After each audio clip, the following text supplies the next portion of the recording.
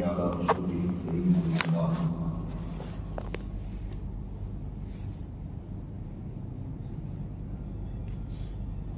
آپ حضرات کئی دن سے یہ مجلسیں سماعت کر رہے ہیں،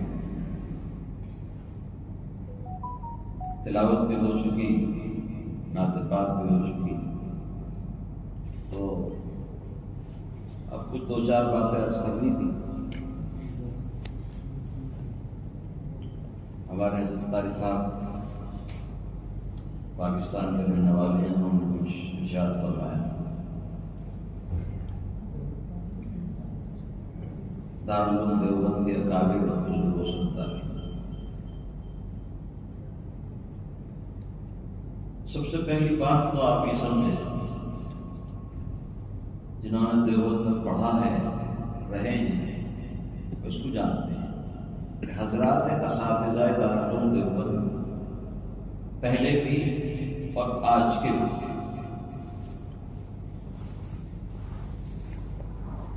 وہ اپنی زندگی میں انتہائی سادہ، متواضع، منکسر المزاج اور سب کچھ ہوتے ہوئے ان کے ذہن میں یہ رہتا ہے کہ ہم کچھ نہیں.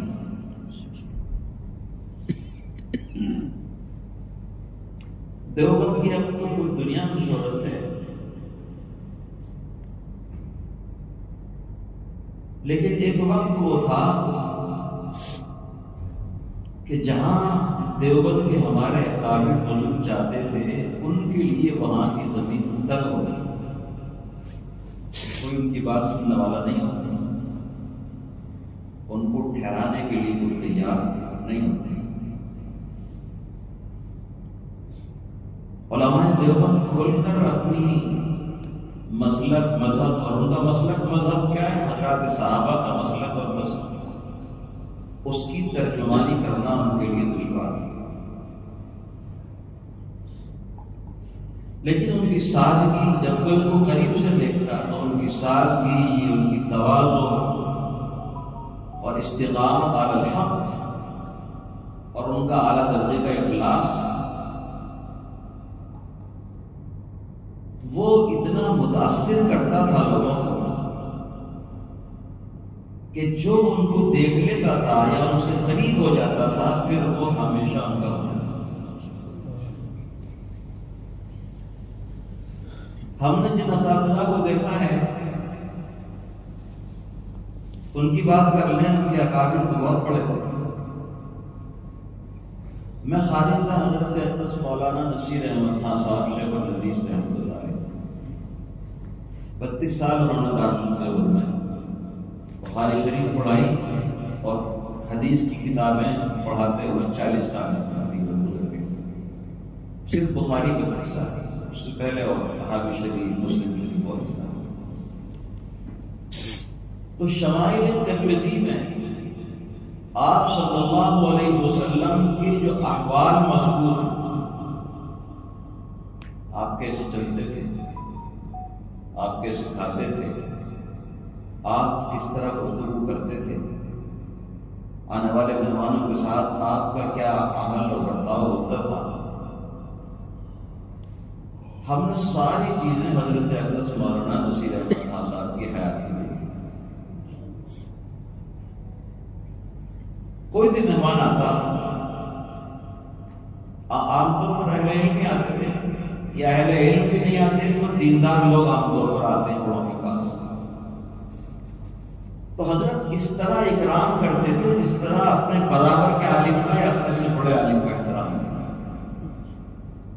آخر میں گھٹنوں کی تکلیف، 94-95 سال کی عمر میں وفات پائی، تو آنے والے مہمان سے کوشش کرتے تھے کھڑے ہو کر ملنے کی. ایک دن مفتی راشد صاحب دارالعلوم دیوبند کے آج کل نائب محتوی میں وہ تشریف لائے، حضرت کے شاگرد تھے، حضرت کے تمام اساتذہ شاگرد. 65 سال حضرت کی تدریس کا نمونہ، 65 سال میں بچہ پیدا ہو کر بوڑھا ہو گیا. میزان سے لے کر بخاری شریف تک ساری کتابیں. مفتی راشد صاحب تشریف لائے، حضرت پڑھنے لگے. مفتی راشد صاحب نے حضرت کے کندھے پہ ہاتھ رکھ کر کہا حضرت بیٹھ جائیے. تو فرما رہے مجھے کھڑے تو ہونے دو. کھڑے ہوئے، مسافہ کیا، پہلے مفتی صاحب کو بٹھایا، پھر آپ. ایک دفعہ حضرت مولانا عبدالحق صاحب دامت برکت رحمۃ اللہ علیہ، شیخ نصیر صاحب بخاری اول پڑھاتے ہیں اور شیخ عبدالحق صاحب بخاری جملے ثانی. اور عمر کا بھی تفاوت تھا. حضرت مولانا عبدالحق صاحب تشریف لائے تو حضرت شیخ کھڑے ہوئے، ان کو بٹھانا اور بعد میں بیٹھے اور مکمل حضرت ان کی طرف متوجہ ہو کر ان کی بات سننے لگے اور صرف حضرت مولانا عبدالحق صاحب کی بات ہی سنتے تھے. اگر کوئی سوال کرتے تو جواب دیتے، ورنہ ان کی بات سنتے، جبکہ وہ ان سے چھوٹے، علم میں بھی چھوٹے، عمر میں بھی چھوٹے اور عہدے میں بھی چھوٹے، لیکن معلوم ہوتا تھا کہ یہ شاگرد ہیں اور یہ استاد. اس کے بعد حضرت مولانا عبدالحق صاحب تشریف لے گئے تو دیر تک ان کی مدح سرائی فرماتے اور یہ جملہ فرمایا، جن علماء کو رسوخ فی العلم حاصل ہے مولانا عبدالحق صاحب وہ عالم ہیں. کس کے لیے کریں؟ اپنے چھوٹے کے لیے.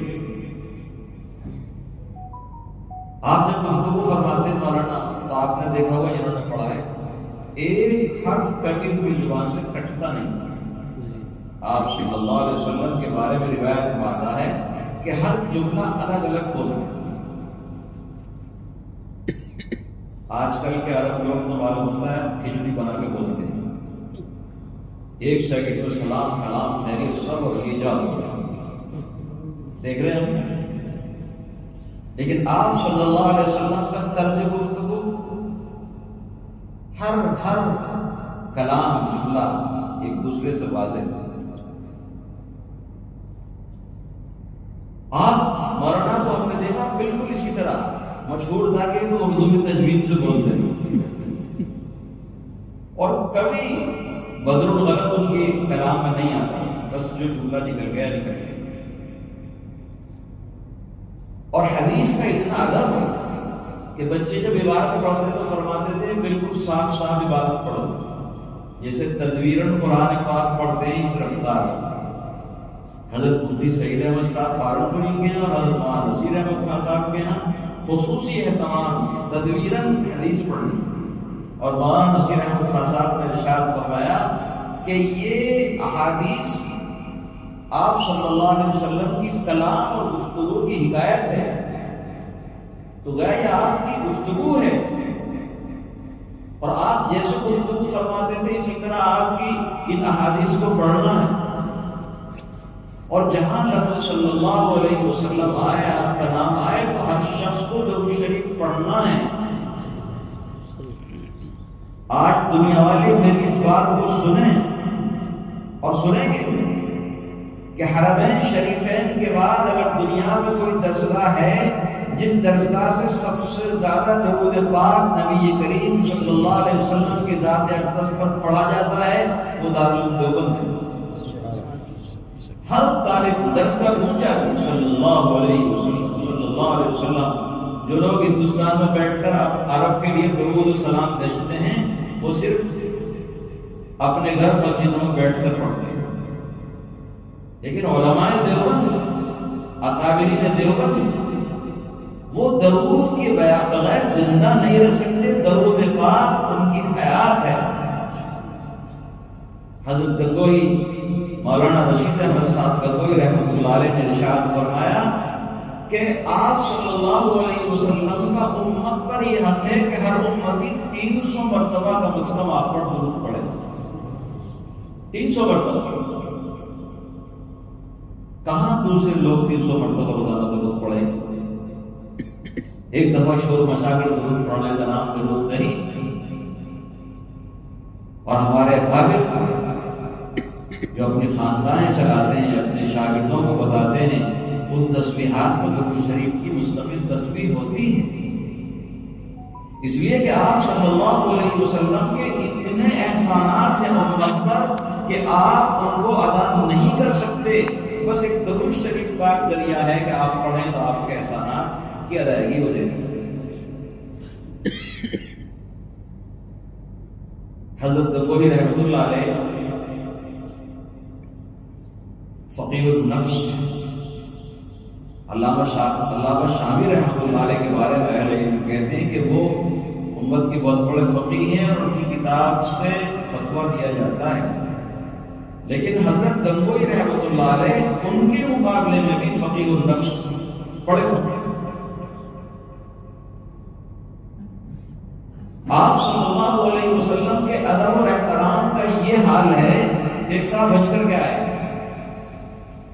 اور کھجور لائے، زمزم لائے، سرما لائے، ایک رومال لائے۔ حضرت نے اس کھجور کے چھوٹے چھوٹے ٹکڑے کیے اور 70-75 تقریباً احباب بیٹھے ہوئے تھے خدام، سب کو ایک ایک ٹکڑا دیا، تبرک کی، اور پوچھا خاک شفا لائے ہو مدینے کی؟ خاک شفا سمجھتے ہیں آپ صلی اللہ علیہ وسلم کے روزے مبارک سے جو ان کی صفائی ہوتی تھی تو وہاں سے باریک باریک مہین کچھ اسے گرد و غبار کہنا نکل ہوتی ہے، وہ آتا تھا، اس کو خاک شفا کہتے۔ اس خاک شفا کو سرمے دانی پر ڈال لیا۔ شاعر کہتے ہیں نا اگر مدینے کی مٹی مل جائے تو آنکھ پہ لگا لوں، حضرت گنگوہی رحمۃ اللہ علیہ باقاعدہ اس خاک شفا کو اپنی آنکھ پہ لگاتے ہیں، سرمہ حیات بنا رکھا تھا زندہ۔ رومال پیش کیا تو آپ نے آنکھوں سے چوما لگایا، چوما سر پر رکھ لیا۔ کسی نے کہا کہ یہ رومال تو ہندوستان کا ہے، یہاں سے بن کر گیا ہے، فرمایا مجھے معلوم ہے، لیکن اس رومال کو آپ صلی اللہ علیہ وسلم کے شہر مدینے کی ہوا لگی ہے، اس ہوا نے اس قدر قابل احترام بنا دیا ہے کہ اس کو چوما جائے، اس کو سر پر رکھا جائے، اس کو آنکھوں سے لگایا جائے۔ حضرت اقدس مولانا نانوتوی رحمۃ اللہ علیہ کو دیکھنے میں ان کو مولانا بھی نہیں سمجھتا۔ ہم لوگ تو آج کل صبح شاندار کپڑے پہنتے ہیں، حضرت ایک نیلی لنگی باندھتے تھے، ایک نیلی لنگی کندھے پر ہوتی تھی اور اونچا سا کرتا پہنتے تھے۔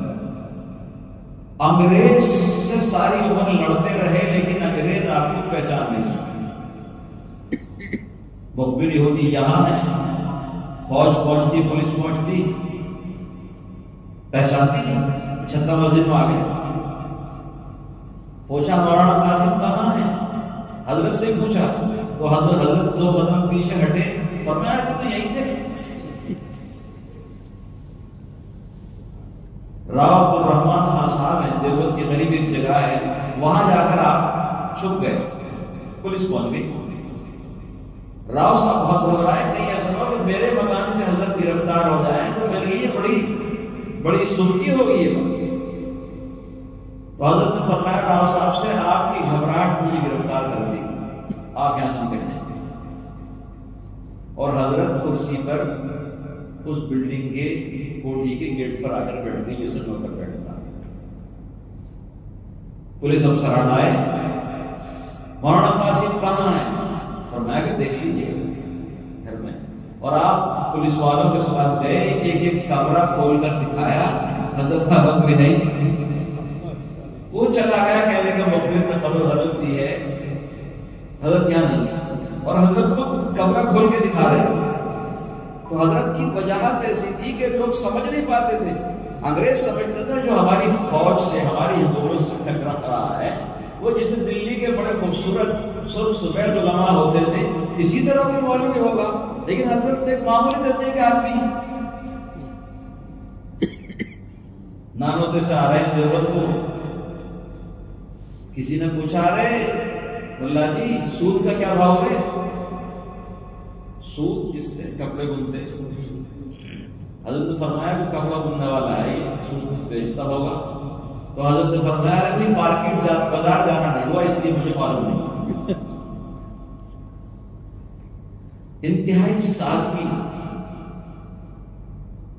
تواضع، انتہائی اخلاص، گھر میں فاقے، کئی وقت کے فاقے، کسی سے طلب نہیں، کسی سے کوئی شکایت نہیں، انتہائی قسم و کرسی کا عالم،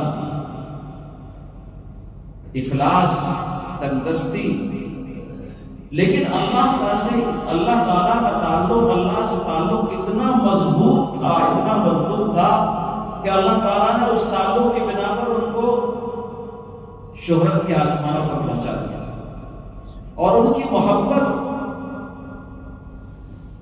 اور ان کی عظمت لوگوں کے دلوں میں بٹھا دی۔ ہمارے لیے سبق ہے، آج ہم تواضع اختیار کریں تو ہمیں خود بھی فائدہ ہوگا اور ہمارا فیض بھی جاری ہوگا۔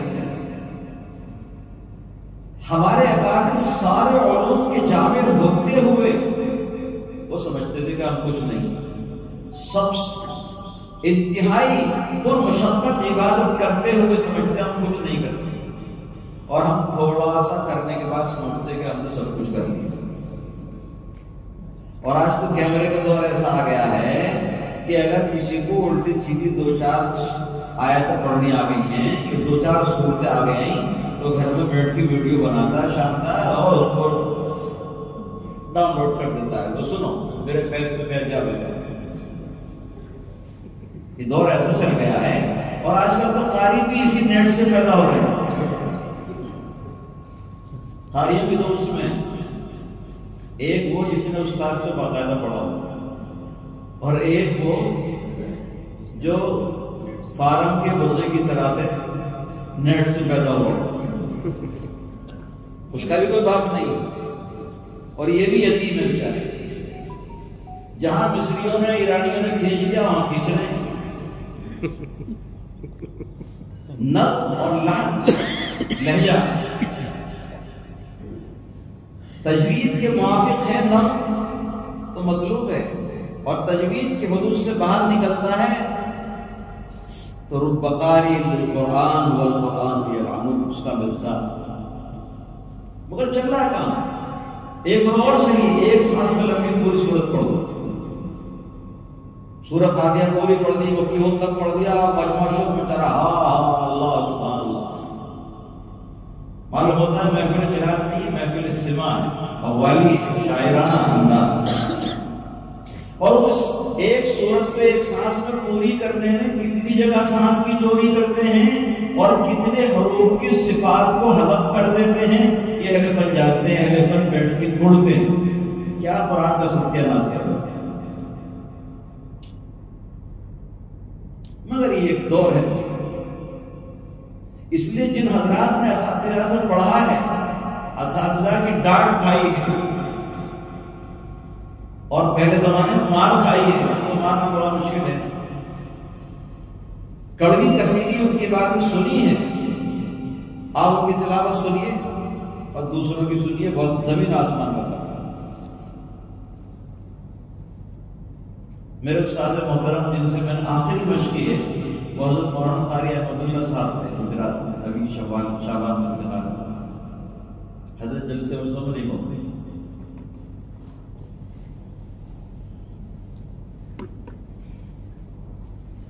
ایسے مشکراتے تھے، ہم تو نہیں سمجھ کی، اور کوئی اگر اچھا پڑھنے والا آتا ہے تو اس سے کوشش کرتے ہیں کہ اس سے کچھ مل جائے۔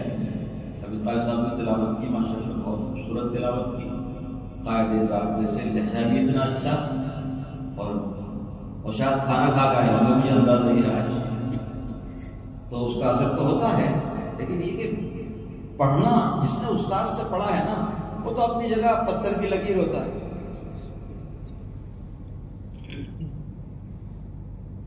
تو بہرحال میں یہ عرض کر رہا تھا کہ ہمارے اکابر کا ایک خصوصی امتیاز تھا، وہ انتہائی سادہ، منکسر المزاج، نبی کریم صلی اللہ علیہ وسلم سے سچائی سے محبت، ان کی دل کی گہرائیوں اور اللہ سے انتہائی تعلق، یہی ہمارے لیے سرمایہ ہے۔ ہم ان اکابر کو دیکھ کر، ان کے احوال کو پڑھ کر اپنے لیے شاہراہ تلاش کریں، متعین کریں۔ تو ہم نے جن اساتذہ کو دیکھا ہے وہ انتہائی متواضع، اور میں مولانا نصیر احمد خان صاحب کے واقعات بیان کر رہا تھا کہ آپ اس طرح بولتے تھے جس طرح آپ صلی اللہ علیہ وسلم کلام کرتے، سجدے لمبے لمبے رکوع قیام، معلوم ہوتا ہے کہ بالکل ایسے کھڑے ہوئے ہیں جیسے ستون کھڑا ہوا ہے، اور ایسی تمام مساجد۔ ایک دفعہ حضرت وہاں ریاست علی صاحب مشکات شریف پڑھا رہے تھے اور آپ صلی اللہ علیہ وسلم کی گفتگو کا ذکر آیا تو فرمایا کہ آپ اس طرح گفتگو فرماتے تھے جسے دیکھنا ہو مولانا نصیر احمد خان صاحب کو، انتہائی واضح کلام اور مہمانوں کے ساتھ کیا تبادلہ۔ بہرحال اس وقت بہت تفصیل کا موقع نہیں ہے، قاری صاحب نے فرمایا تو میں نے کہہ دیا، میرے پاس کوئی تیاری بھی نہیں تھی اس وقت۔ تو بہرحال ہمارے اکابر انتہائی سادہ، اور دیکھو ایک بات اور ہے، آج کل نیٹ کا دور ہے، میڈیا کا دور ہے، آج بھی ہمارے اکابر اس سے بہت دور ہے۔ اس لیے آج کے علماء دیوبند کا تعارف اتنا نہیں ہے جتنا دوسرے حضرات کا تعارف ہے۔ تقریر کے میدان میں ہو، تحریر کے میدان میں ہو، تلاوت کے میدان میں ہو، نعت گوئی کے، اور نعت گوئی اور تلاوت کا تو مزاج بگڑتا چلا جاتا ہے۔ جب تک شور مچانے والے نہ ہو سامعین، نہ قاری کو مزہ آتا ہے، اور شاعر تو کہتا ہی کہ داد دو، شعر سمجھو نہ سمجھو لیکن یہاں داد دے دو، گھر جا کے سمجھ لیتا۔ ایسے ہی اب مزاج ہم لوگوں کا بنتا چلا جا رہا ہے۔ ابھی ایک محفل قرات ہوئی ہمارے ہندوستان میں، اناؤنسر بھی شور مچا رہا، قسم کھا کر کہہ رہا ہے کہ ایسا قاری کوئی نہیں، اتنا لمبا سانس کسی کا نہیں، اتنا گلا اچھا کسی کا نہیں۔ پھر 2-3 منٹ کے بعد دوسرا قاری آیا تو اس کے لیے بھی قسم کھا رہا، پتہ نہیں کتنی قسمیں توڑے گا آج یہ۔ اور ایک ہنگامہ ہے، ترتیلاً ہم پڑھتے سنتے ہیں، امام غزالی رحمۃ اللہ نے لکھا ہے کہ ترتیل کے 3 مقاصد، اس بات کو بھی غور سے سن لو۔ ترتیل کے 3 مقاصد ہیں۔ نمبر 1 قرآن کا عظمت اور وقار ظاہر، قرآن پاک کا عظمت اور وقار ظاہر۔ نمبر 2 قرآن پاک کی تاثیر مؤثر ہو دلوں میں۔ نمبر 3 تفکر و تدبر، کوئی اگر معنی سمجھ سکتا ہے تو غور کر سکے۔ اب بتائیے اس ہنگامے کے ساتھ جو پڑھتے اور سنتے ہیں کہاں قرآن کی عظمت اور وقار ظاہر، اور وہ قرآن کیسے مؤثر ہو، اور تدبر اور تفکر کی کہاں توفیق ہوگی لوگوں، اور تلاوت کا تسلسل ختم ہو جائے گا۔ ایک آیت کے ٹکڑے کو 25 دفعہ پڑھ لیں، گویا اس کے ذہن میں لہجے کی جتنے قسمیں شامل ہو سکتی ہیں وہ ساری پڑھ رہا ہے۔ کبھی چیخ رہا ہے، کبھی دہاڑ رہا ہے، کبھی نیچے اتر آیا، کبھی آسمان پہ چڑھ گیا، کبھی درخت پہ چڑھ گیا، کبھی تالاب میں کود گیا۔ قرآن ایسے پڑھو کہ اس کی عظمت ظاہر ہو، اس کا وقار، پڑھنے والا بھی وقار کے ساتھ پڑھے۔ ہمارے استاد حضرت مولانا قاری ابوالحسن صاحب ایک مرتبہ فرما رہے تھے، 2 آدمی اگر برابر میں بیٹھے ہوں اور ایک پڑھ رہا ہو اور ایک خاموش بیٹھا ہو تو سننے والے یہ نہ سمجھیں کون پڑھ رہا ہے، وقار کے ساتھ۔ جہاں ہونٹ ہلانے کی ضرورت ہے، جن ہونٹ ہلائے، ضمے کی حرکت آئے تو ہونٹ ہلائے، بقیہ اس کے ہونٹوں کی حرکت بھی انتہائی سنجیدہ ہونی چاہیے۔ اور یہ کب ہوگی؟ جب کہ آپ نے ایسے استاد کے سامنے سالہ سال مشق کی ہے۔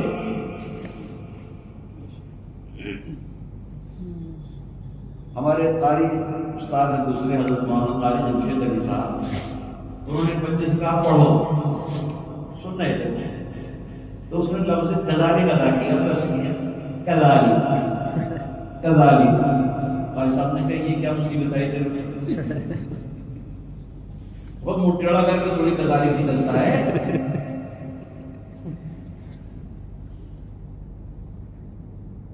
من قبل، ان ہونٹوں کا صحیح استعمال کرو، بچپن سے ان ہونٹوں کا صحیح استعمال کرنا سیکھو۔